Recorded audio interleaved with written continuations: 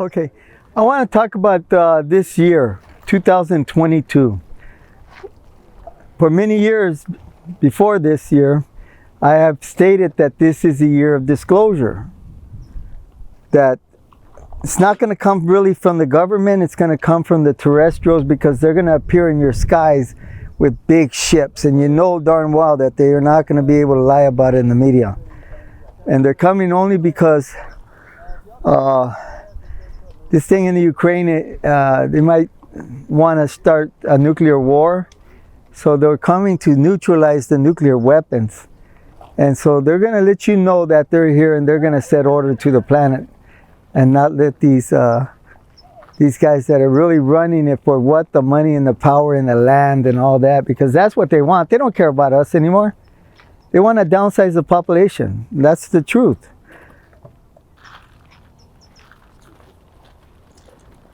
I personally traveled in time, so if to let you know that time travel is real, because I went time traveling. Oh, I wish I could do it all the time, and it's so beautiful.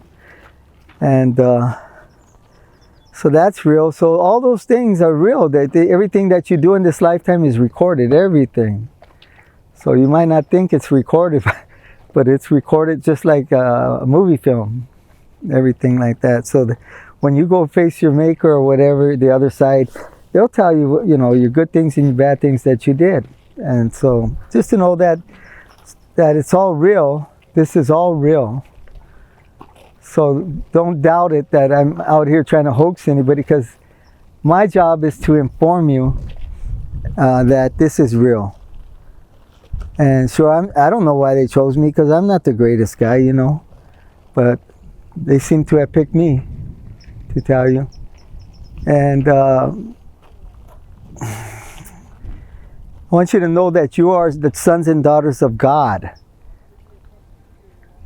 and that you have all the ability of God in you, except you haven't been taught that. So you got to start believing that you could do a lot of things, but if you don't believe in it, you're never going to do it. First thing is to believe it, that you could do it and practice it. Healing people, stop changing the weather from disasters that are happening around the world. Put your positive vibes out there that would change all that. And you know, you don't have to be a perfect person, because I cuss and I do some stupid stuff, but most of the time I do always the right thing. Now, so I'm going to demonstrate what I could do. I'm going to ask my friends up there to show up and enjoy watching them, and then you talk to them telepathically yourself, because they can listen to everybody and they can do whatever you're asking. That's the way it is. So I'm going to do this. What I do is I'll just look right up here, right? And I'll telepathically look deep in space as I can and tell them to come down and interact with us and to show up. And so that's what I'm going to do now. I don't do it too long anymore, because it takes a lot of things out of my body that I need. So everybody look up there. I'm going to point right up there.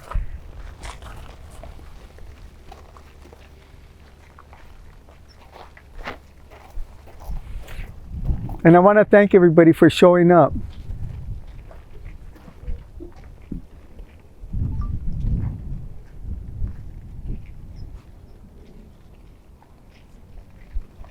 And when you're at home, you don't have to look too long, but the longest I suggest is about 5 minutes.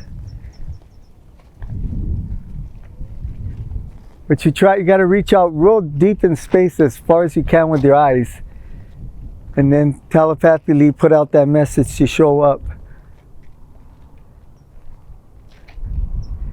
And they do come in different colors. They come in green, they come in white. Rarely do they come in black. When they come in black, means you got something very dark and that you're dealing with, and so but rarely do they come in black. Red. They come in red. And when they come in red, it means stop and analyze what you're doing. You know, it means like stop. Hey, whatever you're doing you should be rethinking it. When they come in green, means you got a green light and you can go. You're all right. You're doing okay. When they come in silver, means that you got an angel's blessing, that the angels are with you. And the ultimate is when they come in gold.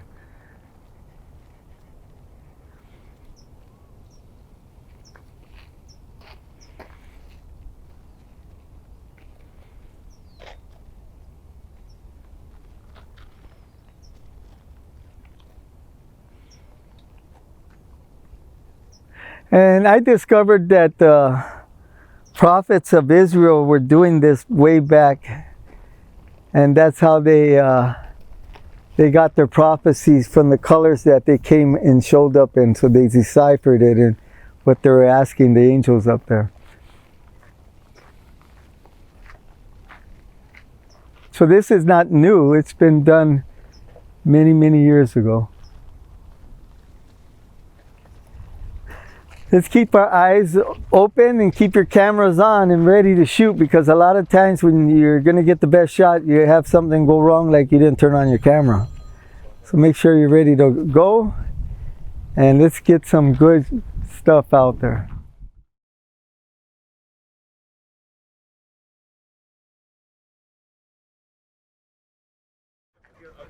So like I said, I started all this summoning. There's probably only one person I know that was summoning, which was Prophet Yahweh. But I didn't know him at the time. But I had been doing it many years before that, but I never went public until I knew God wanted me to go public, or the universe wanted me to go public. And when you just know when they're telling you to go public, so that's what I did. I went public. I didn't want to go public because I'm really a shy person, and I don't like to be in front of a camera. At that time, and then talking and everybody scrutinizing everything that's coming out of your mouth and your lifestyle or whatever. And I'll be straight with you. I drank a lot of beer, and I did a lot of cocaine, even when I was knowing what I knew. But eventually I stopped it because the universe, God told me, hey, look at, if you don't stop, I took everything else away from you, but I'll take your life. So I stopped. And but anyway, I pursued, which I thought was the most important thing, more important than the Manhattan Project. That was I felt that what I knew was the most important thing, way more important than an atomic bomb project. And so I just started delving into it and recording and learning all I could from our extraterrestrial angels out there, you might call our guardians, that are watching this planet. And so when I went public, I just went out there and did it. Things fell in place, and I was able to do it because I didn't, who am I? I just went out there and said, hey, I'm going to have a summoning over here. It wasn't even called summoning. I'm going to bring UFOs in downtown LA in the daytime. And so a lot of people tripped out on that. Somebody coming out and saying they're going to be in the park at this time and they're going to bring UFOs. And one of the first events I did, must have been the second or third, people like Shirley Jones were there, from the Partridge Family. And I said, wow, I'm reaching certain people, wow. And so my whole deal was just to let it happen. It took on a life of its own, really, basically. It took on its own life. And I started getting more comfortable in front of cameras and microphones and everything. And so I just let it happen, and I started doing it more and more.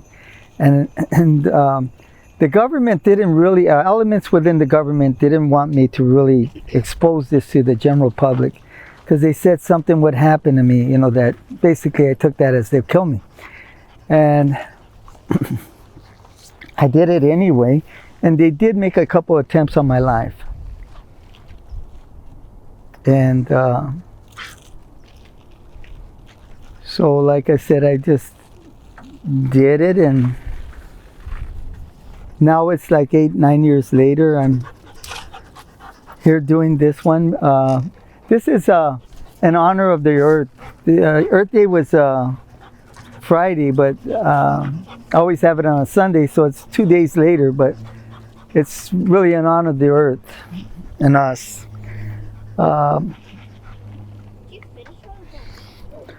I can't help but tell you guys that you got my message is to make your own declaration, man. You know, that you don't have to be part of anything except your own self, that you are endowed with the power of God, you know. And a lot of people say, oh, this guy's really off, man. You're empowered with the God.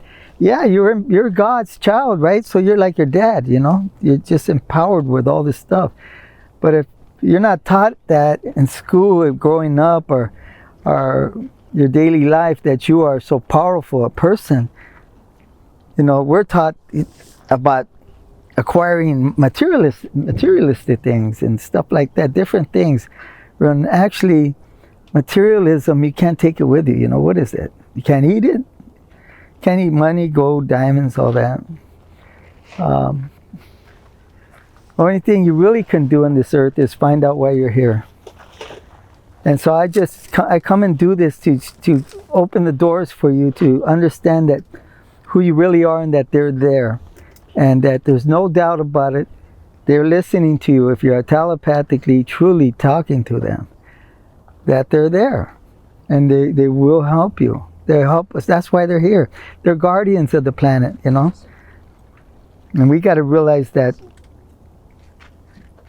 the rules to this is to communicate with them and not think that it's silly because your friends are saying it's silly. Or, you know, or your education's saying it's silly, you know, that it's impossible. Because nothing's impossible, really. All of it's real.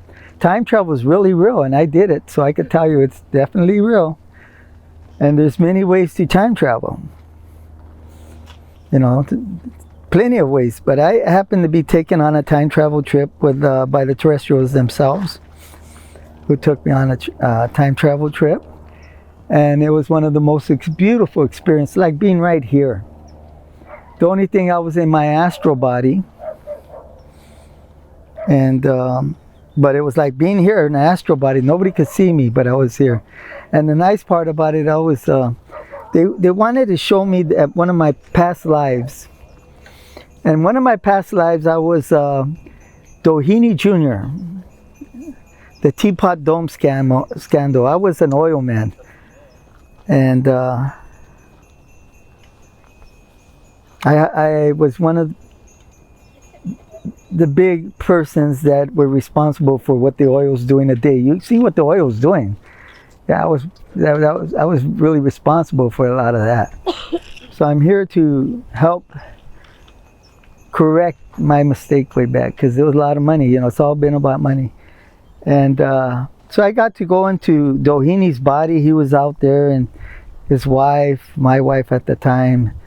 And I got to mingle with them, but they didn't see me. So I even got to go into Doheny's body and look at it out of his eyes at his wife, you know, a real close-up. And she was mad, and she was looking at Doheny, but not one word came out of her. And I said to myself, as I'm in his body looking at her, I said, man, rich people are really crazy, you know? Because they don't fight like I know of fighting, yelling, screaming, cussing, or whatever. They just look at each other, and what she told me was, you're gonna pay for whatever I did, and I must have did something.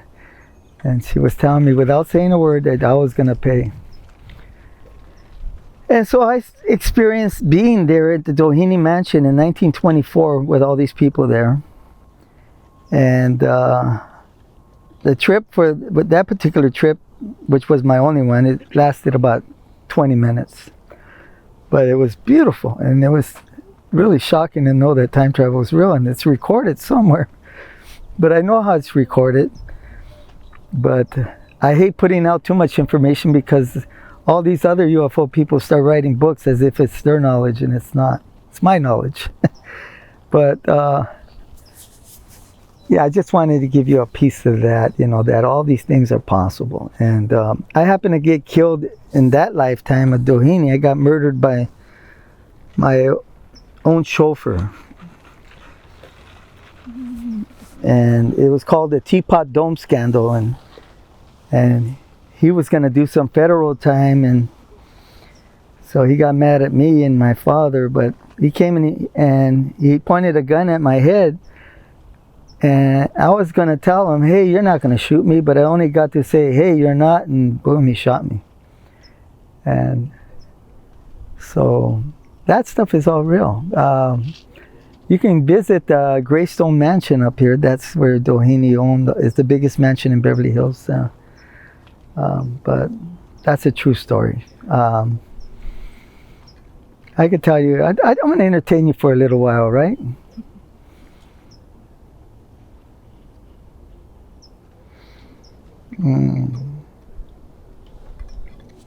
I had this. I worked as a MTA bus driver, and one day I went to work and I was feeling real bad, and at the end of the shift I went to my car and I was sitting there and I go, shh, and I felt like going home and shooting myself.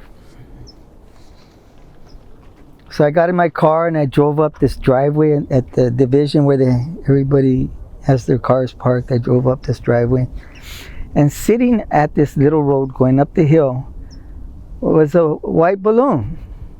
He was parked, he was right there in front of the car coming up, which was me, and it didn't waver or moved anything. It was like right there waiting for me. So I said I knew it was them, and I rolled down my window and I said, if it's you, you're gonna come, and that blue string you have is gonna land right in my hand. So I stuck my hand out of the window and it came over there and the blue string landed right there. So I brought it in the car, and on that blue string was a daisy. The most perfect daisy I ever seen. It wasn't from this planet. It was a perfect daisy, if you can call it. And so I said, wow, you know what they're telling me? What they were telling me right there is that they love me.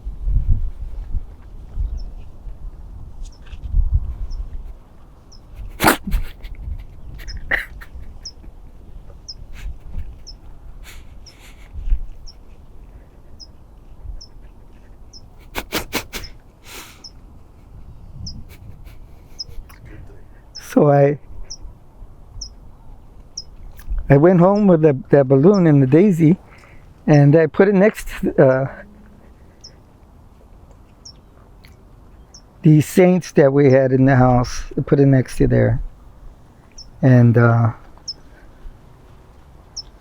so one day, it stood there for a long time, but it deflated over time. So I got the daisy, and I realized it collected a lot of dust on it. So I washed it up. And I said to the daisy, which was them, I said, hey, look, I'm going to send you back up to where you belong. So I deflated it to the utmost, and I took it to Dollar Tree and I said, hey, can you inflate this for me? Oh, we can't do that. You have to buy a balloon. I said, oh, okay. Well, I bought a balloon, and then I tied it on that balloon and I let it go, and it went back to where it came from. So one day, you know, I do a lot of picture taking out there in the front and back, in the back of my yard, in the front yard. And here it came from way up there. It came all the way down to my street. The same color, a white one with a blue string. And it bounced up the street, and I didn't want to touch it because, see, that's what happened the first time, got me in trouble, right? So I watched it, and it went up the street to this cul-de-sac area, and it had little walls, and it would peek out of the wall like that, and I would take the pictures, and it would peek out, and so then I said, no, I'm gonna go get it, right? So as I went over there, it came back down the street toward me, and then it just got just enough out of my reach where I couldn't jump and even get it, just enough. And then I realized I wasn't supposed to get it, right? And so then it went up and took off for 20,000 feet. Now, how can a balloon do that? You know what I mean? It took off 20,000 feet. I recorded it all with pictures and everything. So that's one of my stories about that. If you want to ask questions, I'm open for questions. So another time I had this green orb that was over my house, and see, there's one.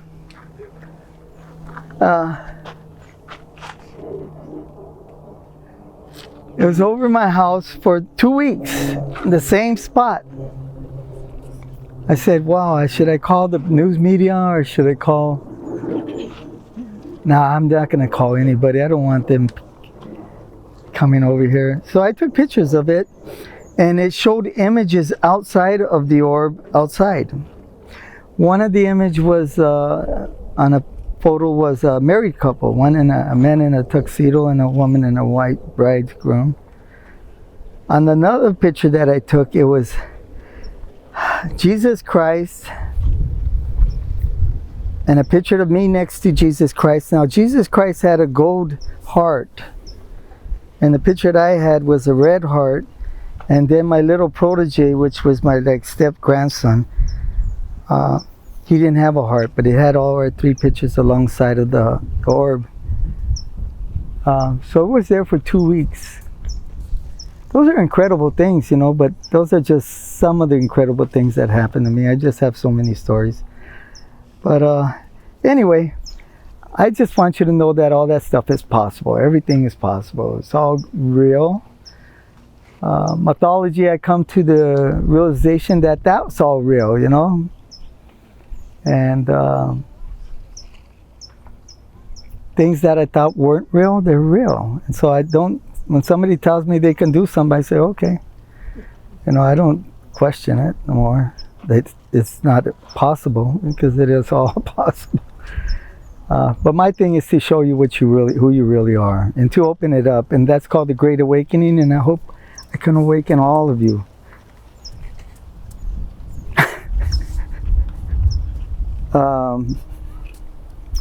Yeah, we got to awaken to, because you know this whole thing that I'm doing it's my quest, and it's really because most things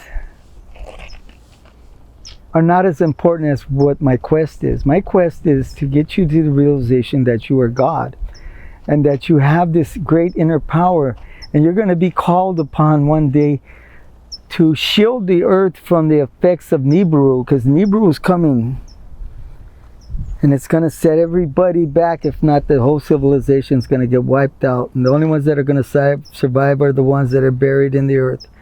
And so we got to shield the effects of Nibiru, and that's the main quest. So by teaching you who you really are, and when you get called upon to do so, all around the world we'll put out our energy with a force field to shield the effects of Nibiru. And that's my main quest, because otherwise everything doesn't really matter if Nibiru comes and does what it's coming to do. And so that's my main quest. If you were to ask me, why are you doing this? So that's why I'm doing it.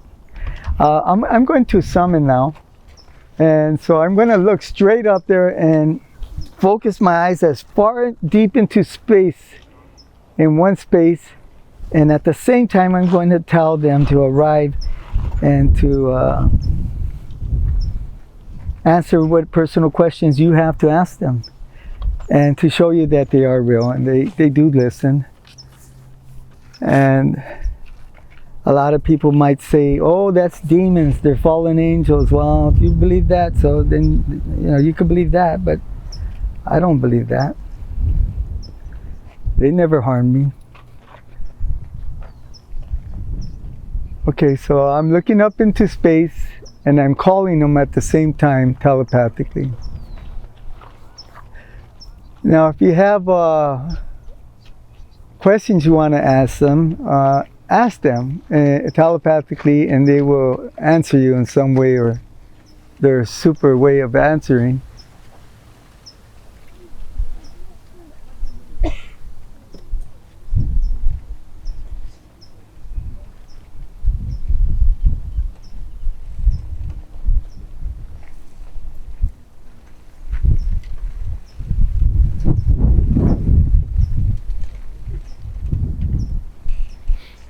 And I really don't do it that long, but if you're new at this, about 5 minutes is what I suggest.